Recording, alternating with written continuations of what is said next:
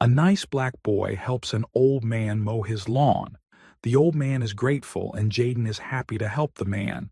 But the next time he sees Mr. Thompson, the police show up.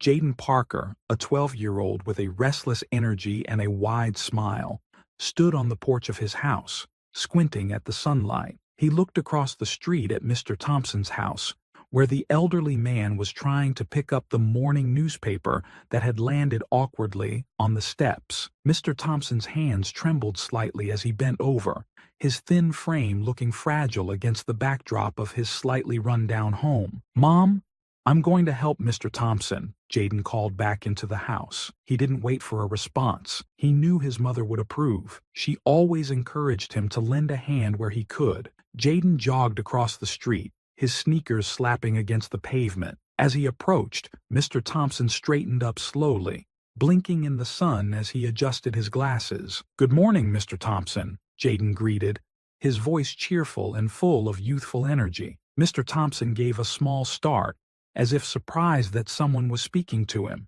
His eyes crinkled into a smile as he recognized Jaden. "Ah, good morning, Jaden.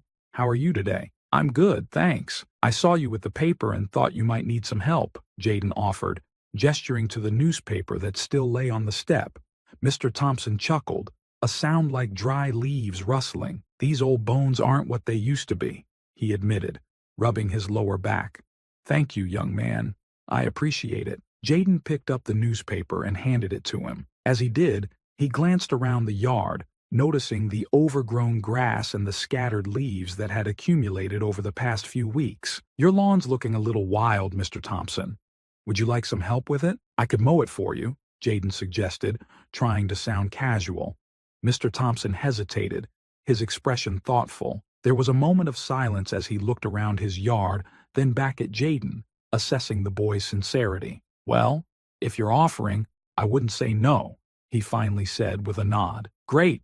I'll get my mower and be right back," Jaden replied enthusiastically, eager to start. Jaden dashed back home, his heart light with the prospect of helping out. He grabbed the lawnmower from the garage and returned to Mr. Thompson's yard, where the old man was now seated on the porch, watching with a mix of curiosity and gratitude. Jaden started the mower and began to cut the grass, finding a rhythm in the work. He moved carefully around the flower beds, taking care not to disturb the clusters of daisies and marigolds that grew along the edges. Mr. Thompson watched him work, occasionally offering pointers or stories from his own gardening days. "You've got to watch those marigolds, Jaden," he advised. "They spread like wildfire if you're not careful. My late wife used to say they were the weeds of the flower world."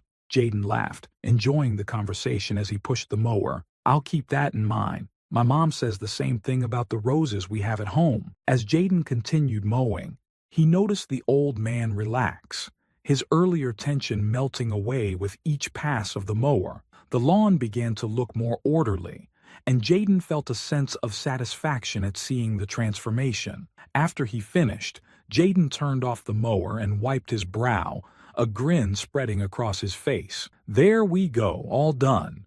Mr. Thompson clapped his hands together in appreciation, his eyes sparkling with renewed energy. "You've done a splendid job, Jaden. It looks much better already. You've got quite the green thumb." Jaden beamed at the praise, feeling a warmth in his chest. "I'm happy to help. If you ever need anything else, just let me know." The old man nodded, his expression thoughtful. "You know, Jaden, it's not often I get visitors these days. It's nice to have some company, especially someone as helpful as you." Jaden felt a flicker of surprise at the admission. "I like spending time here, Mr. Thompson. You have lots of interesting stories," he replied sincerely. Mr. Thompson chuckled again, a softer, warmer sound this time. "Oh, I have plenty of those. You're welcome to come by any time and hear more." The invitation felt like a gift, and Jaden accepted it eagerly. "I'd like that." As Jaden prepared to leave, he waved goodbye to Mr. Thompson, who sat back in his porch chair, looking more at ease than he had in a long time. Jaden returned the lawnmower to his garage and headed inside, where his mother was waiting in the kitchen, preparing lunch. "How did it go?" Maria Parker asked, her eyes bright with interest. "It was great. Mr. Thompson's really nice. He told me about his garden and how his wife used to manage it, Jaden replied, grabbing a sandwich from the counter. Maria smiled, nodding approvingly. I'm glad to hear that. It's important to be there for our neighbors. Sometimes they just need a little help and someone to talk to. Jaden nodded, understanding the truth of her words. I think I'll go back tomorrow and see if he needs anything else. He said I could come by any time. That's wonderful, Jaden. It sounds like you've made a new friend, Maria said, a touch of pride in her voice. As Jaden ate his lunch, he thought about Mr. Thompson and the stories he might hear in the future. He felt a sense of anticipation for the next visit, curious about the tales the old man might share and the lessons they might hold. The connection he had made felt important, like a bridge between generations, built on small acts of kindness and shared moments. Jaden didn't yet understand the full impact of this budding friendship, but he sensed that it was the beginning of something meaningful. With a full stomach and a heart ready for new adventures, Jaden looked forward to tomorrow, when he would return to Mr. Thompson's house, eager to learn and help once more. The days grew longer as summer settled over the neighborhood, bringing with it the warmth of the sun and the promise of lazy afternoons. Jaden Parker found himself gravitating more often to Mr. Thompson's house, his curiosity and kindness guiding him back across the street. It had become part of his routine: finish his chores, grab a snack, and head over to the old man's porch. Each time he visited, Mr. Thompson greeted him with a smile and a story, and each time Jaden felt a growing fondness for the man who had once been just a distant neighbor. One afternoon, Jaden arrived to find Mr. Thompson already waiting on the porch, a pitcher of lemonade on the small table beside him. The old man waved as Jaden approached, his smile bright against the backdrop of his neatly trimmed lawn. "Hello, Jaden. Come, sit. I've got some lemonade, fresh and cold," Mr. Thompson called out, gesturing to the chair opposite him. "Thanks, Mr. Thompson. It's a hot one today," Jaden replied, taking a seat and pouring himself a glass. The lemonade was tart and refreshing, the perfect antidote to the summer heat. As they sat sipping their drinks, Mr. Thompson launched into a tale from his days as a school teacher. "Did I ever tell you about the time my class decided to play a prank on me during April Fool's Day?" he began, his eyes twinkling with amusement. Jaden shook his head, eager to hear more. "No, but it sounds like it's going to be good." "Well," Mr. Thompson continued, leaning back in his chair, "I had a class of particularly mischievous students one year. They were clever, always thinking up new ways to keep me on my toes. So, on April Fool's Day, they decided to replace the chalk with soap." Jaden laughed, imagining the scene. "What did you do?" "I picked up the soap, started writing on the board, and realized something was amiss," Mr. Thompson chuckled. "The class burst into laughter, and I had to admit, they got me good. So, I turned the tables on them. I announced that we'd be having a pop quiz, which was just a blank sheet of paper. They were in a panic until they realized I was joking." Jaden grinned, appreciating the cleverness of both the prank and Mr. Thompson's response. "I bet they didn't try that again." "Not that year?" "No," Mr. Thompson agreed with a wink. "But they learned the value of humor and quick thinking, which I always encouraged." Their conversation flowed easily, like the gentle breeze rustling through the trees. Jaden found himself looking forward to these afternoons, where stories from the past came alive and laughter was as abundant as the sunshine. One day, as they sat together, Jaden noticed a collection of framed photographs on a small table beside the porch swing. Curious, he leaned closer to inspect them. There were pictures of Mr. Thompson and a young man who looked remarkably like him, both wearing wide smiles and matching hats. "Who's this?" Jaden asked, pointing to one of the photos. Mr. Thompson's expression softened, and a hint of nostalgia colored his voice. "That's my son, Daniel. These were taken years ago when he was about your age." Jaden could see the pride in Mr. Thompson's eyes as he spoke. "He looks like he was a lot of fun." "He was," Mr. Thompson agreed, a touch of sadness creeping into his smile. "He had a spirit like yours. Always curious, always kind. He loved baseball and playing the guitar. He could make friends with anyone." Jaden sensed the weight behind Mr. Thompson's words and chose his next question carefully. "What happened to him?" "He passed away when he was 20, Mr. Thompson said quietly. his gaze distant as he remembered. A car accident. It was sudden. I'm sorry, Jaden replied softly, feeling the depth of the loss. Mr. Thompson nodded, the lines on his face deepening with the memory. It was a long time ago, but I miss him every day. Having you around reminds me of the good times we had. Jaden felt a surge of empathy and understanding. He realized that his presence was more than just a simple act of kindness. It was a connection to a part of Mr. Thompson's life that still held immense value. I'm glad I can be here, Jaden said sincerely. I really like spending time with you. The two sat in companionable silence for a moment, the unspoken bond between them growing stronger with each shared memory and gentle conversation. Jaden sensed that Mr. Thompson's stories were more than just tales of the past.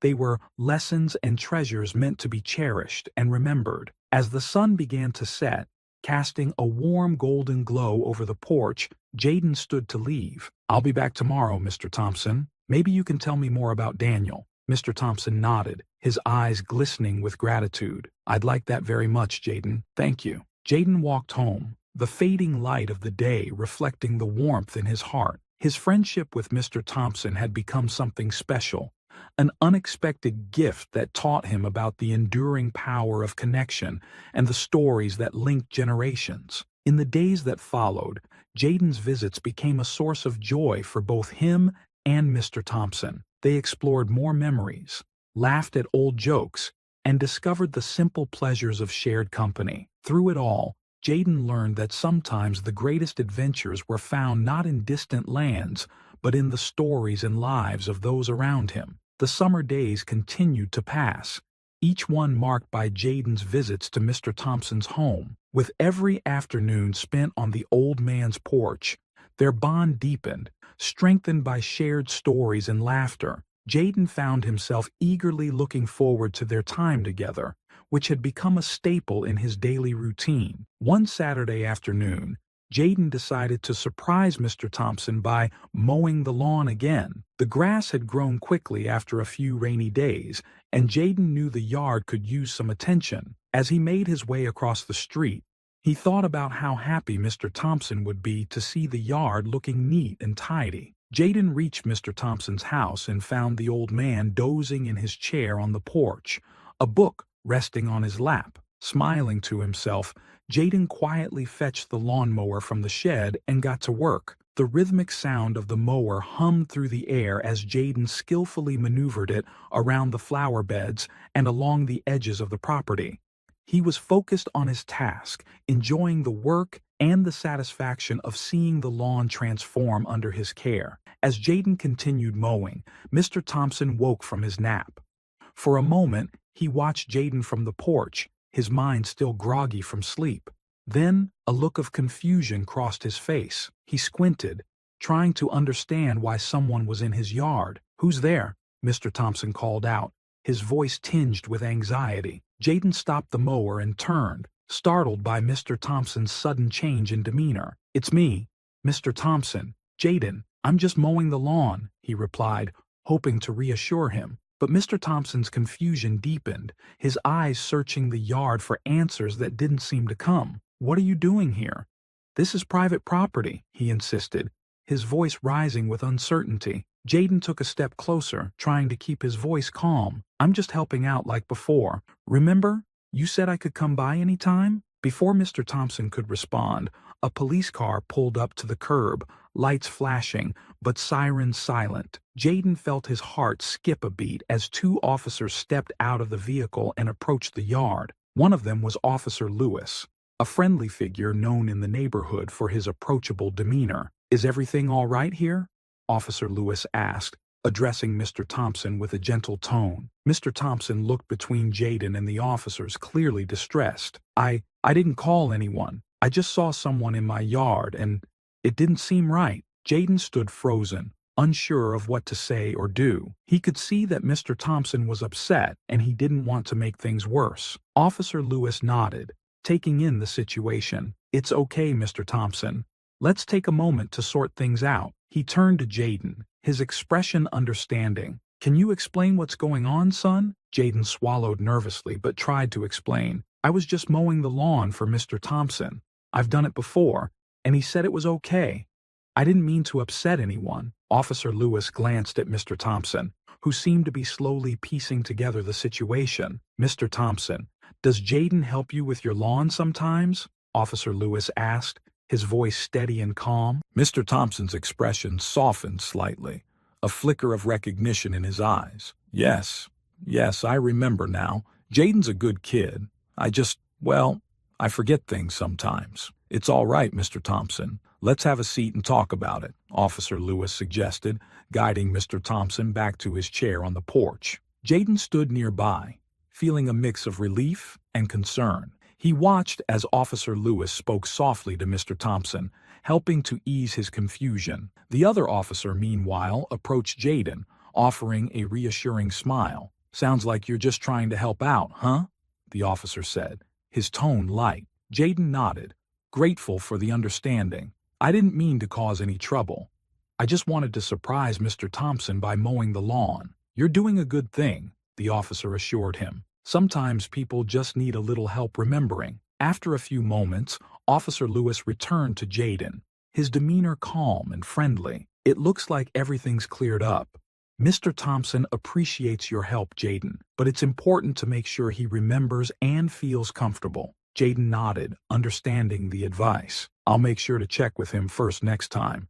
I don't want him to be upset." Officer Lewis patted Jaden on the shoulder, offering encouragement. "You're doing a great job, Jaden. Keep looking out for him." With the situation resolved, the officers bid goodbye, leaving Jaden and Mr. Thompson on the porch. The tension in the air had dissipated, replaced by a mutual understanding and a sense of relief. Mr. Thompson looked at Jaden, a hint of apology in his eyes. "I'm sorry, Jaden. My memory isn't what it used to be. I didn't mean to cause a fuss." "It's okay, Mr. Thompson.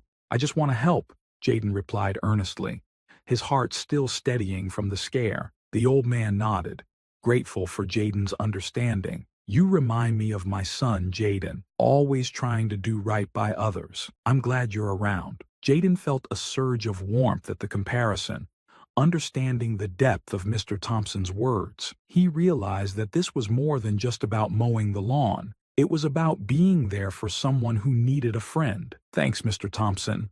I'm glad I'm here too," Jaden said, his voice filled with sincerity. As the sun began to dip toward the horizon, casting long shadows over the yard, Jaden sat with Mr. Thompson on the porch. The earlier misunderstanding had brought them closer, reinforcing the importance of their friendship. Jaden knew there would be more challenges ahead, but he was ready to face them, supported by the bond he had built with Mr. Thompson. Together, they would navigate the uncertainties of memory and time, finding comfort in each other's company and the stories they shared. The summer continued to unfold in a tapestry of warm days and long evenings, each one woven with moments shared between Jaden and Mr. Thompson. The misunderstanding with the police had been a turning point, deepening their friendship and strengthening the bond that had formed so naturally between them. With each visit, Jaden noticed small changes in Mr. Thompson. The old man's memory lapses had become more frequent, and there were moments when he seemed lost in thought, struggling to recall details that once came easily. Jaden, however, had learned to navigate these moments with patience and understanding, offering gentle reminders and unwavering support. One afternoon, Jaden arrived at Mr. Thompson's house to find him in the garden, tending to the flowers. The old man was humming a tune, his hands moving deftly among the petals, a testament to years of experience. Jaden watched for a moment, admiring the care with which Mr. Thompson handled each plant. "Hey, Mr. Thompson," Jaden called out, walking over to join him. Mr. Thompson looked up, a smile spreading across his face. "Ah, Jaden, just the person I needed.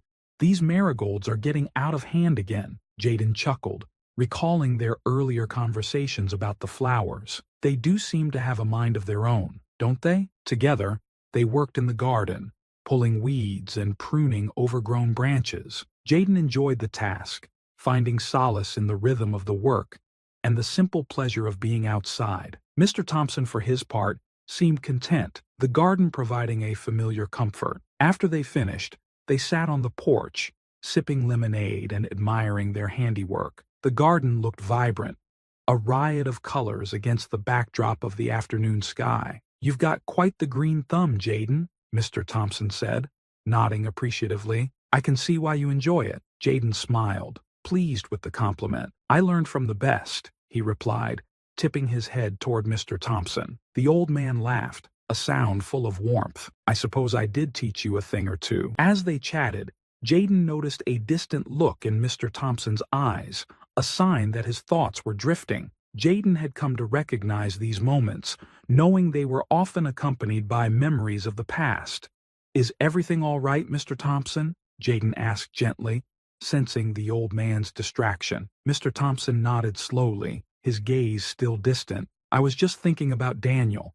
He loved the garden, you know. Always said it was like having a piece of paradise at home." Jaden listened intently, understanding the importance of these memories. "He sounds like he was a lot like you." Mr. Thompson's expression softened, a mixture of pride and sadness in his eyes. "He was a good boy, Jaden, much like you, always eager to learn, always ready to lend a hand." The mention of Daniel had become a recurring theme in their conversations, a thread that connected Mr. Thompson's past to the present. Jaden had grown to appreciate these stories, each one a glimpse into the life of a young man he would never meet, but felt he knew through Mr. Thompson's eyes. As they sat in comfortable silence, Jaden contemplated the changes he had noticed in Mr. Thompson. He understood that the old man's memory was fading, the early onset dementia gradually erasing pieces of his past. Yet, despite the challenges, Mr. Thompson remained resilient,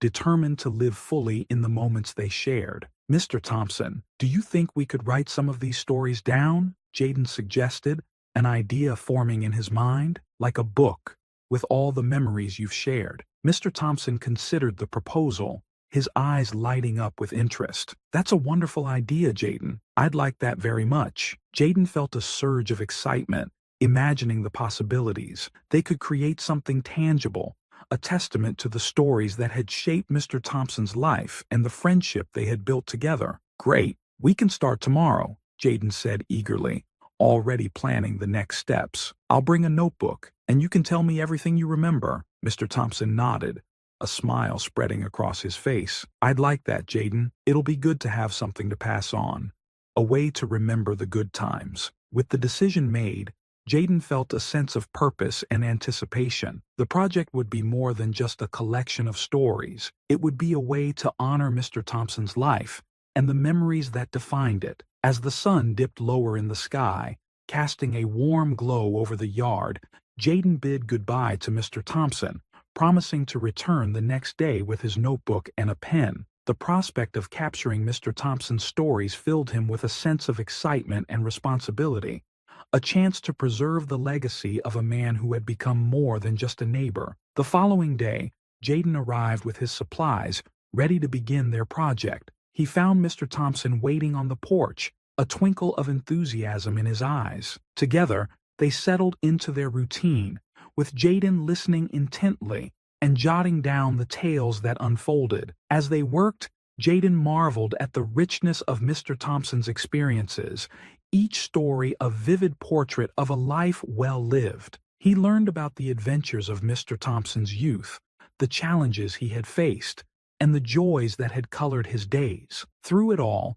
Jaden felt a deepening appreciation for the connection they shared, the friendship that had grown from a simple act of kindness into something enduring and profound. In Mr. Thompson, Jaden had found not just a mentor, but a friend, a testament to the power of stories and the bonds that unite us across generations. With each page they filled, Jaden knew they were creating something special, a tribute to the memories that defined Mr. Thompson's life and the friendship that had brought them together. The project was more than just words on a page.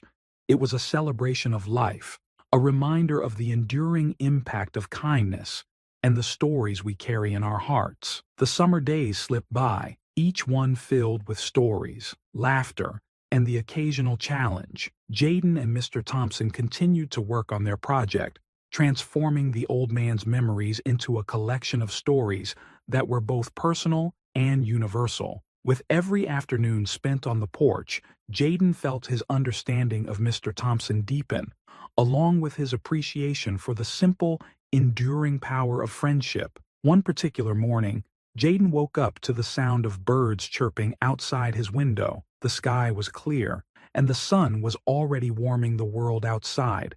He had promised Mr. Thompson they would finish compiling the stories today, and he was eager to make it a special occasion. After breakfast, Jaden packed a small picnic basket with sandwiches, cookies, and a thermos of lemonade. He felt a thrill of anticipation as he crossed the street to Mr. Thompson's house, the notebook tucked securely under his arm. When Jaden reached the porch, he found Mr. Thompson already waiting, his face lighting up as Jaden approached. "Good morning, Jaden. What have you got there?" "I thought we could have a little picnic while we work," Jaden replied, setting the basket down on the table. "It's a perfect day for it." Mr. Thompson chuckled, clearly pleased with the idea. "You always know how to make things special." They settled into their chairs, the gentle rustle of leaves and the distant hum of cicadas providing a soothing backdrop. As they nibbled on their sandwiches, Jaden flipped through the notebook, which was now filled with pages of stories and memories,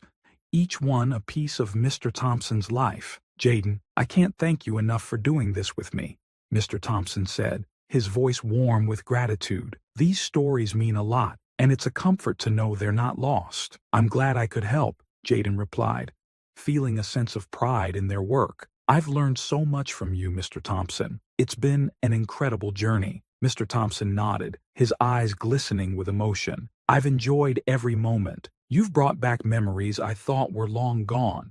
It's like I'm living them all over again." As they continued to talk, Jaden realized that their project had become something much more than a simple collection of stories. It was a living testament to the connection they shared and a celebration of the life Mr. Thompson had led. "I was thinking," Jaden began, an idea forming in his mind. "Maybe we could have a little gathering, invite some neighbors over to share the stories. It could be a nice way to celebrate." Mr. Thompson seemed taken aback by the suggestion, but then nodded slowly, a smile spreading across his face. "That sounds wonderful, Jaden. A chance to share these stories with others, to bring people together." With the plan set, Jaden and Mr. Thompson spent the afternoon preparing for their small celebration. Jaden called a few neighbors, inviting them to join the gathering, while Mr. Thompson reminisced about who might enjoy hearing the tales. The evening arrived, bringing with it a gentle breeze that rustled the leaves and filled the air with the scent of summer. As the neighbors began to gather on the porch,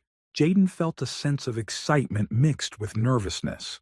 He hoped the stories would resonate with everyone as much as they had with him. The porch was soon filled with people, a small but lively crowd, all eager to hear Mr. Thompson's stories. Jaden took a deep breath, feeling the weight of the moment as he stood beside Mr. Thompson. "Thank you all for coming," Jaden began, his voice steady with determination. "We've been working on something special, a collection of stories from Mr. Thompson's life. I thought it would be nice to share some of them with you tonight." Mr. Thompson nodded, a look of pride and gratitude on his face. "These are stories from many years ago, but I hope you find something meaningful in them, just as Jaden and I have." As Jaden began to read aloud from the notebook, the porch fell silent, everyone listening intently to the tales that unfolded. There were stories of youthful adventures, humorous mishaps, and heartfelt moments that painted a vivid picture of a life well lived. With each story,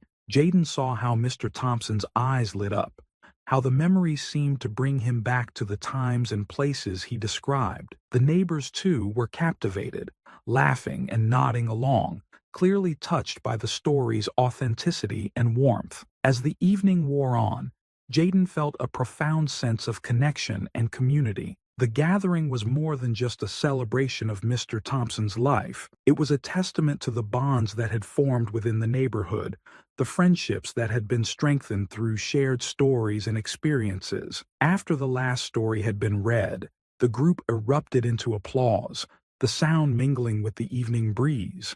Mr. Thompson beamed, clearly moved by the reception. "Thank you, everyone," Mr. Thompson said, his voice filled with emotion. "These stories are a part of who I am, and I'm grateful to have had the chance to share them with all of you." and I have Jaden to thank for bringing them to life. Jaden felt a flush of pride at the acknowledgement, grateful for the opportunity to have been a part of something so meaningful. As the gathering began to disperse, with neighbors offering words of appreciation and encouragement, Jaden and Mr. Thompson sat together on the porch, watching the stars emerge in the night sky. "You've given me a great gift, Jaden," Mr. Thompson said softly, his gaze fixed on the stars. "These stories will live on, and so will the memories." Jaden smiled, feeling the truth in Mr. Thompson's words. The project had been more than just a summer pastime. It had been a journey of discovery, a testament to the power of stories and the connections they forge. The sirens flash. Tires grind to a halt on cracked asphalt. Officer Mark Delaney storms toward the driver's window, hand twitching over his holster. Out of the car. "Now!" Inside sits a calm black woman in plain clothes, hands visible, voice steady. "I would like to know why I'm being." Smack.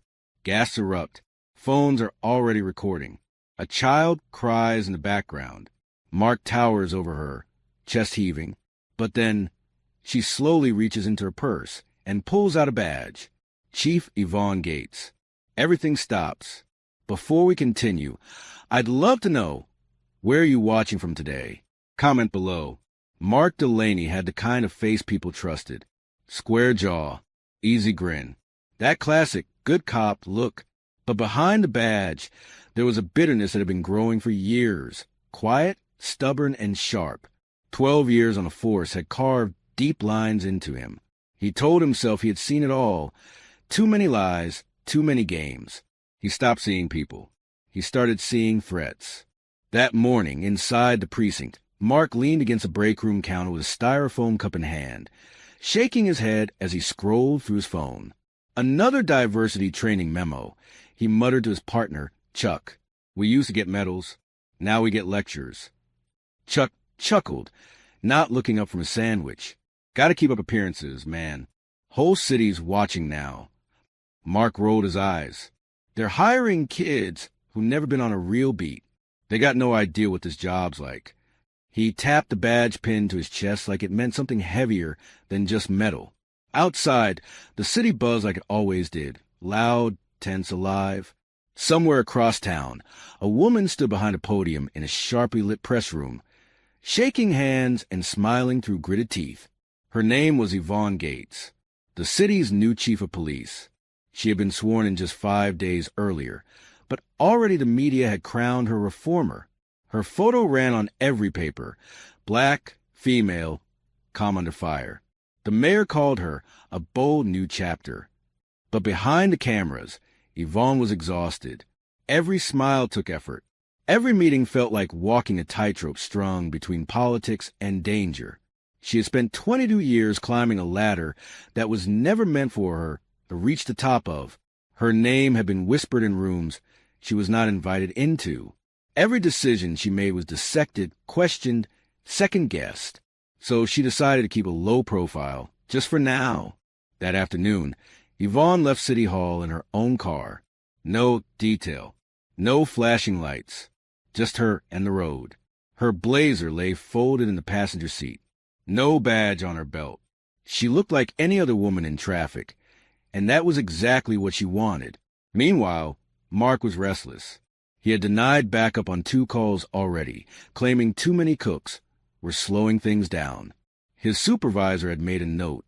Mark did not care. Then came a dispatch. Suspicious vehicle parked on Longfellow and 38th. Driver unresponsive. Description unclear. Mark grabbed the radio. "Unit 217, I got it." He knew that street. He knew that neighborhood. He tightened his grip on the steering wheel as he sped through the yellow light. In his head, he was already building a story, one of noncompliance, resistance, control. By the time he pulled up behind the gray sedan, his mind was made up. Inside the car, Yvonne was checking her GPS. She had taken a wrong turn. Her phone buzzed with a reminder. 5 p.m. debrief with Mayor. She sighed and looked into the rearview mirror, just as flashing lights lit the cabin in red and blue. Mark approached fast. No greeting. No explanation. just a flashlight in her eyes. License and registration. Yvonne nodded, polite, composed. Of course, officer. May I ask why I was out of the car? Now. She blinked. Her fingers paused over her purse. I would feel more comfortable if you... His voice rose. His hand slammed the hood. I set out. A small crowd had already begun to gather. A man on a bike pulled out his phone. Someone whispered. She did not even do anything. But Mark was locked in. He did not see her. He saw resistance. Yvonne looked up at him, not with fear, but with something heavier. She stayed seated. That was when he lost it. Smack. The sound cracked across the street, like a gunshot. Gasps. Screams. A child covered her eyes. And then silence, until another officer pulled up. He stepped out of the cruiser and stared. His face went pale. Mark, what did you do? Mark turned, chest heaving. She was non-compliant. But the other officer was not listening. His eyes were on Yvonne, who now reached slowly, carefully, into her bag and revealed a silver badge. Chief of Police. Mark's stomach dropped. Every sound blurred. Every breath felt wrong. Because in a single second, everything had changed, and there was no going back. Mark stood frozen, the shape of his own hand still burning in the air between them. The badge in Yvonne's palm gleamed under the sun. Official. Heavy. Impossible. I suggest, she said calmly, you radio your supervisor. Now. Her voice was level, but her eyes, they held fire.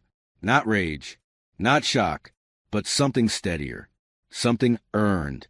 The other officers who had arrived stood in stunned silence. One of them, a younger black man named Officer Rivera, moved quickly to her side, offering a gentle, Chief Gates, are you hurt? She waved him off with quiet dignity. I am fine. Make sure the cameras stay rolling. No one turns anything off. Mark backed up a step, then another. I didn't know, he stammered. You were not in uniform. There was no badge visible. You weren't complying with my... Yvonne rose from the car slowly, standing straight, even as her cheek burned red.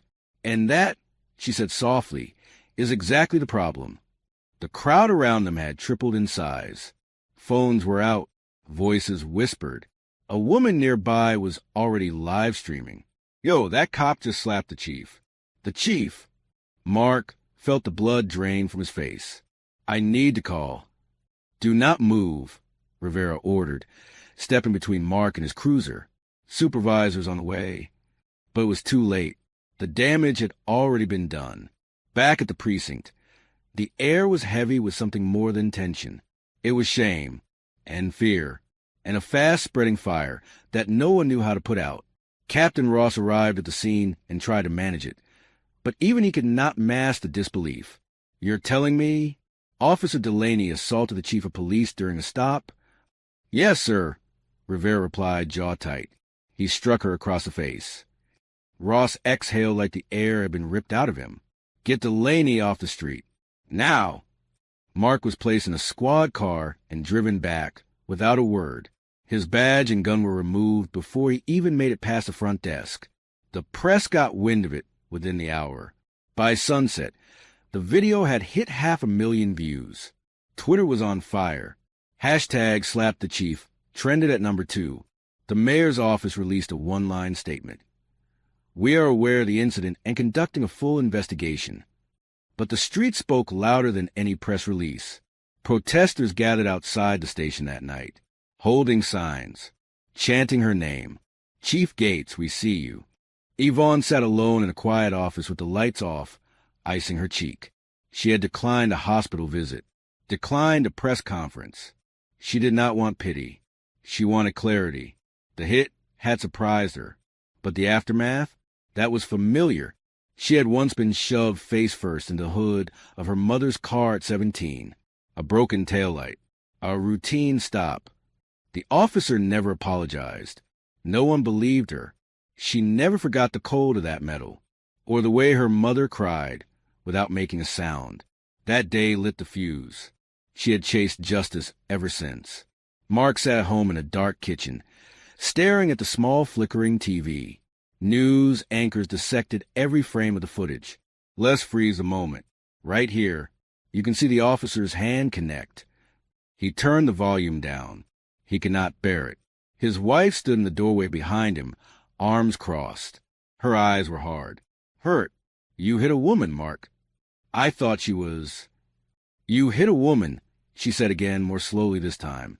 On camera, in front of our daughter's school. Do you know what that means? He did not answer, because he did. The next morning, Mark tried calling the union rep. No answer. He tried texting Chuck. Nothing. He went online, desperate for some voice, any voice, to back him up. He found pockets of support. Comments under the video claiming she provoked it, that she should have complied, that he was just doing his job. But even as he read them, they rang hollow. No one was defending him. They were defending a fantasy version of a moment that had already passed. He had made a choice, and now the whole world had seen it. Yvonne stood before a bathroom mirror, dressing for work like nothing had changed. Her hand brushed a tender spot on her face. She paused, exhaled. Behind her reflection, the weight of everything loomed. The department, the headlines, the culture she had vowed to fix. But she would not flinch. She clipped on her badge, straightened her blazer, and walked toward the fire. The next few days tore through the city like a storm with no center. The video had not just gone viral. It had detonated something old, buried, and raw. Pain that had waited years for an outlet now surged through the streets, poured across screens, and echoed through front doors. Outside the precinct, the crowd doubled every night. Handmade signs waved beneath tear-streaked faces. Not one more. She could have been me. Power, not equal protection. Inside it was quieter, but colder. The air hung thick with paranoia. Some officers avoided eye contact with Yvonne. Others whispered when she passed. A few, like Rivera, stood tall when she walked in, proud to serve under someone who had endured so much and still stood strong. Mark, meanwhile, was isolated, suspended without pay. No badge, no gun, no uniform to hide behind. His lawyer advised silence. The union distanced itself, and Chuck, his longtime partner, had not returned a single call. Mark sat in his garage late one night, alone, staring at the ceiling. On the floor near him lay a crumpled apology letter he had tried to write but could not finish. To Chief Gates, it began. Then, nothing. Yvonne launched a formal internal investigation, not just into Mark, but into patterns. Her office requested all body cam footage from the last 12 months of stops involving black drivers. She created a confidential survey line for officers to report racial bias without fear of reprisal. She called it the Mirror Project. Because before we fix anything, she said in a closed-door meeting, we need to face our own reflection. The backlash was immediate. Anonymous complaints flooded the system. Witch hunt. Reverse racism. No respect for real cops anymore. But Yvonne did not flinch. She moved like someone who had already lived to the worst and survived it. She met privately with community leaders, activists, and survivors of police violence. She held listening sessions where she said little and heard much. And she did something even braver. She opened her office to stories from inside the department. Stories like hers. Officer Carla Reyes had spent years biting her tongue. She was tough, fast, sharp, but she was also Latina and young and tired of being talked over. She came forward. So did an aging black officer who had once been called a slur over the radio by a supervisor and told to get thicker skin. So did a gay patrolman who had found his locker to face the day after he came out. Yvonne listened. She took notes. And she began to build a case, not just against a man, but against a culture. Mark saw none of that. Not at first. He stayed locked away in his home, flinching every time a delivery truck passed too slow or someone knocked too long. His teenage daughter, Emily, stopped eating dinner with him. She walked in one evening and set her phone down on the counter. On the screen was the clip again, but this time it was part of a school assembly presentation. Her principal had shown it to discuss racial bias. You're a lesson now, she whispered, to everyone. Then she left, and Mark felt something crack. Late one night, unable to sleep, Mark drove aimlessly until he found himself outside the precinct. From the shadows, he watched officers coming and going, some with tired eyes, some with cautious smiles. He did not dare get out. He remembered being part of that world. He remembered the first time he put on a uniform and believed he was the good guy. Then his phone buzzed. It was a notification from a private messaging group he used to be part of, officers venting off duty. A new meme had been posted. His face, slapping Yvonne with a crude caption, "Bet she'll comply next time." Mark felt sick, not just from the image, but from the fact that once upon a time he might have laughed. The next morning, Yvonne stood at a podium in the city council chamber, dressed in full uniform. Cameras rolled. Reporters leaned in. "We are not broken," she said, voice steady, "but we are bleeding, and no wound heals by pretending it does not exist." She paused, looked straight into the lens. This is not about one man. It is about many moments, and the silence between them. Some officers watched from the back. A few nodded, a few scowled, but they listened, and for the first time in a long time, the silence felt less safe. A week after the slap, Mark received a formal summons. The letter was crisp, stamped, and unsigned.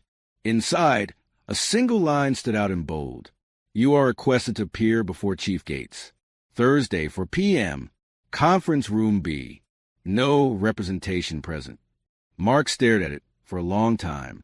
He thought of tossing it in the trash.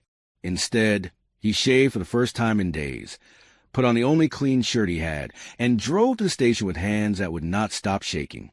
Conference Room B was silent when he entered. Yvonne was already there, alone. No assistants, no cameras, no lawyers, just her. She stood by the window, hands folded behind her back, eyes fixed on something in the distance. Mark cleared his throat. "Chief Gates." She turned, slowly. Her expression was unreadable. "Sit." He obeyed. The silence between them was longer than he could bear. Finally, she spoke.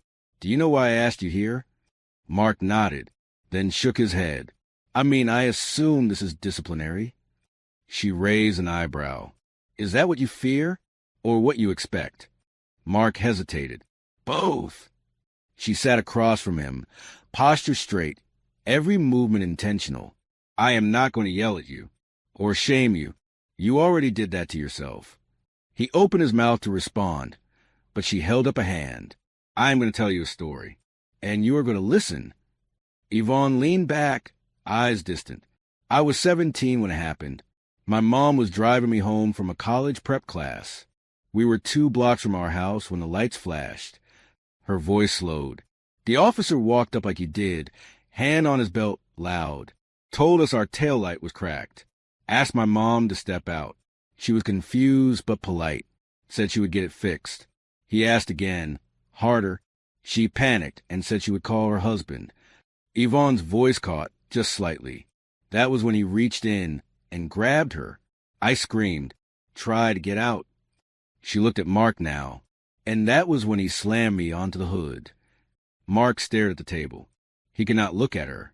"The officer said later he thought we were hiding something. Drugs, maybe. Weapons.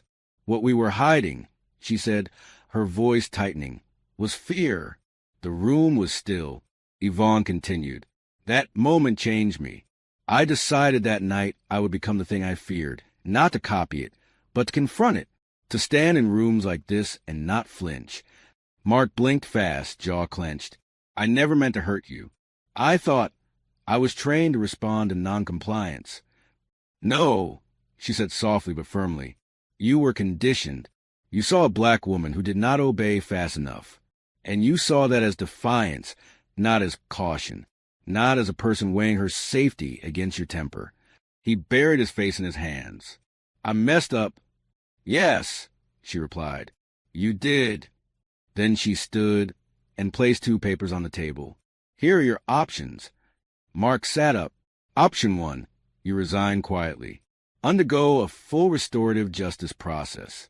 That means apology, public reckoning, and 6 months of community accountability sessions. He nodded slowly. And the other? Option 2. I push for a disciplinary board. You face criminal battery charges, public hearings, media scrutiny, and you lose your pension. You may even serve time. Mark swallowed hard. He stared at both papers. What would you do? He asked. She paused and leaned in, voice low and steady. I would ask myself who I am when no one is watching. That night, Mark sat in his car outside a small church hall. Inside, a community discussion was being held. Open mic, raw voices, real pain. He did not go in. He just watched. A teenager took the mic and spoke about his brother, who was pulled over and never made it home. A mother followed, describing her panic every time her son left the house after dark. Mark pressed his head to the steering wheel. He had spent years thinking his job was about order. Now, he realized he had never really understood what justice felt like. Back home, he pulled out the apology letter again. To Chief Gates, he wrote. But this time he kept going. To the people I failed to see. To the daughter, who looked at me like a stranger. To the badge I wore without understanding its weight. He signed it with a hand that finally stopped shaking. The auditorium was packed. Folding chairs creaked beneath restless bodies. Cameras clicked like crickets. Reporters scribbled notes. At the front, a stage stood under heavy lights, bright, hot, exposing. It was the city's first public police reform forum since the incident. Chief Gates had promised transparency, accountability, and truth. No one expected what came next. Yvonne stepped up to the podium. She wore her full uniform. Her cheek had healed, but the memory had not faded. Thank you for being here, she said, voice calm, clear. I promise you change. I promise you honesty. That starts now. She scanned the room. There is someone here who asked to speak. I did not invite him, but I did not stop him either. A ripple moved through the crowd. Then, silence. From the back of the room, a man stood. Mark Delaney walked toward the stage.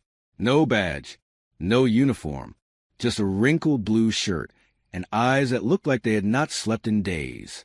He climbed the steps slowly, faced the crowd, and for a moment just stood there, silent. I do not know if there is anything I can say that will be enough, he began. His voice was rough, cracked, but I have to say it anyway. I am the officer in that video, he continued, the one who lost his temper, who used force where none was needed, who failed to see the person in front of him as a human being. A hush fell over the room. Even the reporters stopped typing. I want to start by saying I am sorry. To Chief Gates. To every black woman I have ever pulled over with assumptions in my mind. To every child who saw that video and thought, it will never be safe. He looked over at Yvonne. She met his gaze without blinking. I spent 12 years thinking I was doing the right thing, that I was upholding order, that if someone did not listen, it meant they were wrong. His voice dropped. I never stopped to think why they might be scared. He held up a folded sheet of paper. This is my resignation letter. I turned it in this morning, not because I was forced to, because I could not be part of something I did not understand anymore. He took a breath. I used to think people like Chief Gates were the problem. I used to think accountability was an attack.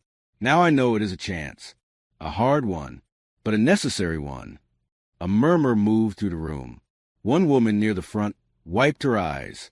Mark's voice wavered. My daughter told me she was ashamed of me. I want to spend the rest of my life earning that back.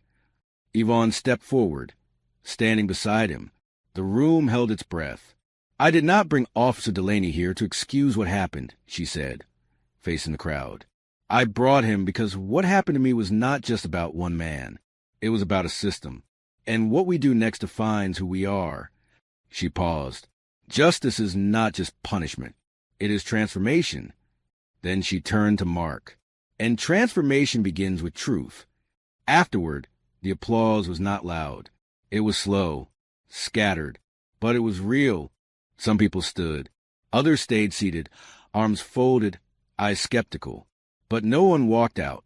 And that, in a city where trust had been broken so many times, felt like something. Outside the building, Mark stood alone by a lamppost. The night air was cool, his shirt damp with nerves. His phone buzzed one new message. From Emily. Just 2 words. I saw. He did not know what that meant yet, but he knew she had watched. And that mattered more than anything. Yvonne walked out minutes later, carrying her jacket over her arm. She paused beside him. You held your ground, she said. He nodded. I did not think I could. You did not just face the crowd, she added. You faced yourself. Mark looked at her. For the first time, not as a rival, not as a headline, but as a leader, as a person. I still have a lot to learn, he said. Yvonne nodded once. Then start listening. And with that, she walked into the dark. Weeks passed. The city calmed, not because people forgot, but because they were heard. The protests grew quieter, but the work began louder than ever. Flyers for the Mirror Project appeared on bulletin boards and bus stops. Town halls filled not with rage, but with conversation. And in quiet corners of the precinct, officers who used to roll their eyes at change started staying behind after shift to listen. Mark was no longer a cop, but he was not invisible either. He began showing up every week to a small community center on the east side.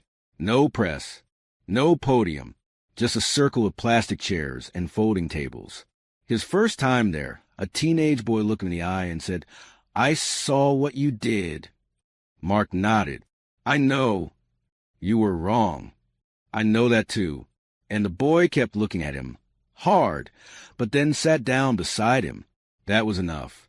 Mark taught workshops on understanding your rights during traffic stops. But he never stood at the front of the room. He sat with the kids. He answered. He listened. He let them ask anything. And they did. Did you ever lie on a report? Why do y'all always seem scared of us? Would you have it me too? Every question burned, but he answered them all. One girl, maybe 11, said quietly, You could have ruined her life. Mark replied, She saved mine. Back at the precinct, the reforms Chief Gates pushed for were not easy. Some officers quit. Others grumbled under their breath. A few tried to stall progress, claiming this is not what real policing looks like. But little by little, things began to shift. Body cams were no longer optional. De-escalation training was required before officers hit the street. An anonymous oversight board made sure internal complaints were no longer swept under the rug. Yvonne met with officers one-on-one behind closed doors where voices could tremble without shame. She asked them one question. Why did you become a cop? Some had forgotten. She helped them remember. One afternoon, Yvonne visited a local high school. The room was full of black girls, braids, hoodies, notebooks open, eyes sharp. She did not talk about the slap. She talked about power, and how it does not mean control. It means responsibility. Real leadership, she said, is when you protect people who do not even like you, when you listen before you speak, when you keep showing up even after someone tries to silence you. A hand went up in the back. What would you have done if you were not chief? Yvonne smiled gently. I would have kept fighting, just in different shoes. That night, Mark watched her speak on the local news. His daughter sat beside him. She did not say much, but at the end, she leaned her head against his shoulder. It was the first time in weeks, and it was enough to bring tears to his eyes. Soft piano music plays. Slow shots of the city roll across the screen. Morning sun brushing the tops of brick buildings. Police cruisers driving past playgrounds. People crossing streets without flinching. Yvonne's voice narrates. Some people think justice is a loud thing, a gavel slamming, a cell door closing, a headline. But justice, real justice, is quieter than that. It is the moment someone tells the truth when they do not have to. It is a man admitting he was wrong without anyone clapping for him. It is a girl watching her father become human again and choosing to forgive just a little. We see Mark planting a young tree near a city playground. His daughter hands him the shovel. He smiles. She almost smiles back.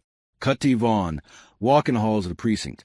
Not as a symbol, not as a savior, but as a woman who still carries both steel and scars.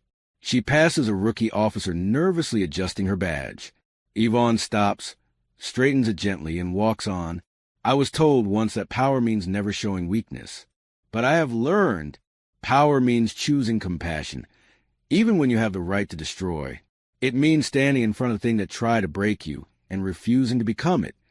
On the street, a protester and an officer bump shoulders by accident. For a beat, they both freeze. Then the protester nods. The officer nods back. Nothing more, but everything shifts. This story was never just about a slap. It was about the moment after. What you do when the world sees you, for who you really are. What happens when the uniform comes off. And all that is left is the truth. The camera rises slowly above the city. Sirens in the distance. A breeze through trees. And then stillness. Fade to black.